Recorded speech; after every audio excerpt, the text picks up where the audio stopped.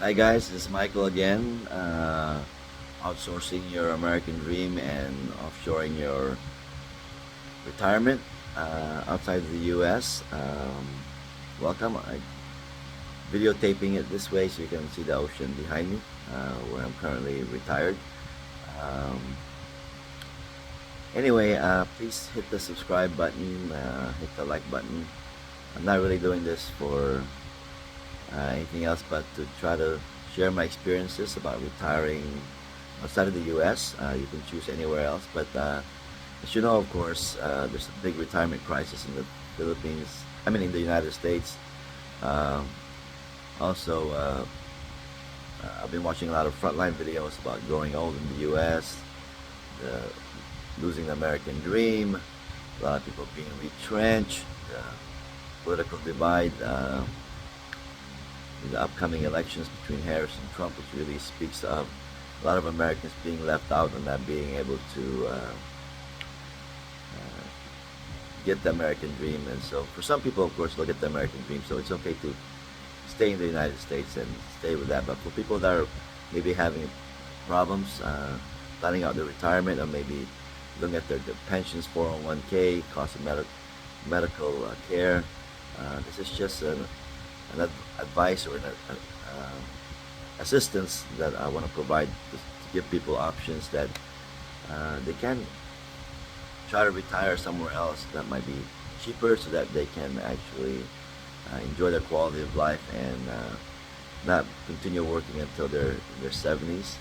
Um, of course, you have to be a little bit brave to go outside your comfort zone of the U.S. where you're kind of used to living. But the Philippines, it's a former American colony from the 1890s to 1945. So you're probably used to a lot of Filipinos too, because most of the nurses in the U.S. are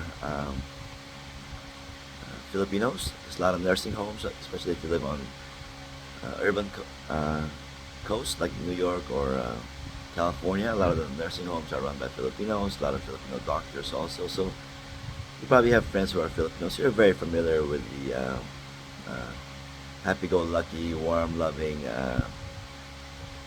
elderly, respecting Filipinos. So you won't have a problem adjusting in the Philippines, because most people are used to Americans. There are about 1 million Filipinos who work abroad and they come here to retire eventually. So they're very cosmopolitan, those people who have worked abroad in the urban areas, and most of the educated ones actually speak fluent English. And you're probably used to all the business processing, outsourcing, all the call centers that are done out here in the Philippines. And so you're used to a lot of Filipinos, so it's not a bad place to actually consider retirement. My advice is to try it out first for 3 months. Come here, stay at a resort, or that will accept you for assisted living or whatever, and then go back to the U.S. and then come back again for another 3 months and see if you like Philippines or any particular place you want to retire to. Okay, so I'll give you some different options that you can try where I've actually been before. Okay, thank you. What prompted me, of course, from leaving the U.S. to retire was before in my 40s and 50s or whatever, I used to watch all these videos about the retirement gamble put out by Frontline. And being an educator, of course, I'm into documentaries. They also had this thing about the pension gamble, how people lost their pensions, gambled by private equity groups, by big banks in Wall Street, people supporting our pensions being cut. Right, that's what happened in some of these Midwestern states whose pensions were gambled by the board. Then, of course, also videos on his life and his death in assisted living. My dad was a doctor in the U.S., so man, he ended up in assisted living and in a nursing home, and he was a doctor. So I mean, he basically died in a nursing home, and I didn't want that to happen. Places you can go. This is Portugal. My brother tried it, but too many older people. Thailand, it's nice too, but the requirements around about 30 grand to, you have to put it in a Thai bank before, and also English It's not their primary language. Malaysia, they speak English, but not as fluent as the Philippines. It's nice in KL, but again, you're living in an urban area. If you want to retire, probably in Penang or somewhere else. But it's a Muslim country, so it's pretty dry. You can't really drink alcohol or anything like that. This is Panama, of course. A lot of people go to Panama, so it helps if you can speak Spanish, of course. And then there's the Philippines. Believe me, I researched this in my 40s where I wanted to retire, and kind of tried out all these different places where I wanted to go. I went to Cuba, Brazil, Argentina, Paraguay, and the Americas, and then went to Europe also. Also went to all over Southeast Asia. Tried out Bali for about a month. Tried out Vietnam for around 45 days. Tried Cambodia for a month. Laos for a month. Thailand for over a month. Malaysia for 45 days. And then, yeah, lots of different countries actually. And yeah. So let's look at Thailand first. Maybe we're a lot of Westerners, Americans also retire. Some of them actually marry Thai women. That allows you to buy property, but it's still under your wife's name. Some of the beautiful things about Thailand, of course, is it's a very friendly culture. They have great food, not so expensive, cheaper, of course, than the U.S. But you'll still have problems with the language. There's lots of language and cultural barrier, and you'll always be a farang or a foreigner, so you'll still always be an outsider. Food is great, of course. I mean, lots of great Thai food in the U.S. So you're probably familiar with Thai food already. The local currency is baht. You can rent apartments. Don't buy a house; it's going to be too expensive, and you'll need financial requirements of around $25,000 in a Thai bank, and you'll need at least a couple $1,000 income that the government requires that you have for your living expenses. So just think of it as 25K in the bank first, in the Thai bank, and then you have income from your pension of at least $2,000 coming in, and that should be okay if you don't indulge yourself in all the Western food and conveniences that you're used to in the U.S. But if you just eat local fruits and vegetables, local Thai food, that's a great. You don't even have to eat street food. Just lots of good local food in the malls. That's very healthy. Then you should be okay. Again, if you want to go on the beaches, that's in the south. That's in Koh Samui, Phuket, Phi. That's a lot of digital nomads there. That's good for young people. And if you're a single older man, I guess if you like girls, that's where you want to go, or even in Bangkok. But if you just want a low stress, low key life, and maybe if you're a single man and just meet a nice person, just take your time. Again, don't jump into moving into any country right away. You should try to get a tourist visa first and try to stay maybe 90 days. Try out the different countries. I would suggest you try out all these different countries. But Thailand's also a good choice. There's a lot of Americans that have retired in Thailand, and the good place is actually Chiang Mai. Chiang Mai is a nice place to retire because it's not as big as Bangkok. Probably things are a lot cheaper than Bangkok. Chiang Mai is a northern city. And if you want to fly to the beaches, you can always just fly to the south for using AirAsia or any of the low budget carriers, Scoot, Thai Airways or whatever, and then AirAsia. You can also do visa runs with that airlines to Kuala Lumpur or Singapore, or even Jakarta, or even just fly to Vientiane in Laos, or Phnom Penh in Cambodia, or just Ho Chi Minh in Vietnam, or Hanoi. So it's kind of centrally located because it's in that area of all the different Southeast Asian countries.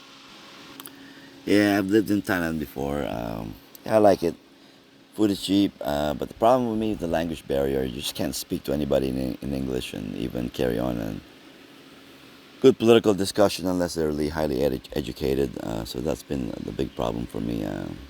I prefer a country where people speak English because it's just for me that's important. Also, Thailand tends to be a little bit too touristy, so there's a lot of hustling if they know you're a foreigner if you go to the tourist areas. So yeah, the one where I live here now, it's a beach area, but man, it's just a regular town. Everybody knows who you are, so you don't get hustled too much. So I like that non-touristy, non-commercial aspect about living in the Philippines. Now you can try also Kuala Lumpur in Malaysia. Only problem is they have this program called if I don't know if it's a problem, but you need about 100 grand to get your Malaysia My Second Home program. They used to be called the Silver Hair Program for retirees. So you need about $100,000 in a Malaysian bank account. So that might be financially prohibitive for most people. But it's a friendly country, low cost of living. A lot of stuff is subsidized for the locals. So gas is only around, my goodness, $1 a gallon or something like that. Or utilities are maybe third of the price of the Philippines.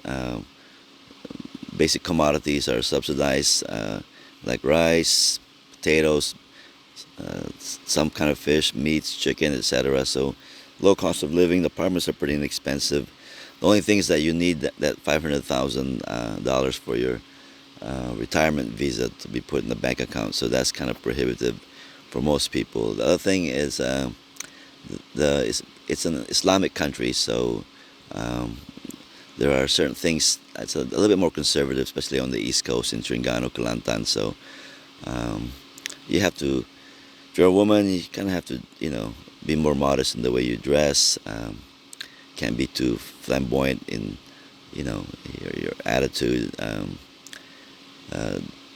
The three major groups there. There's the Malays, the Chinese, and Indians. Malays are around 70%. The Islamic Malays are around 70% of the population. Around 20+% of Chinese Malaysians and less than 10% of the Indian Malaysians. A lot of them were descendants, were brought by the British to work in the tin and rubber tree states, respectively, during the British colonial days. And so a lot of these guys are just descendants of those original immigrants, labor migrants.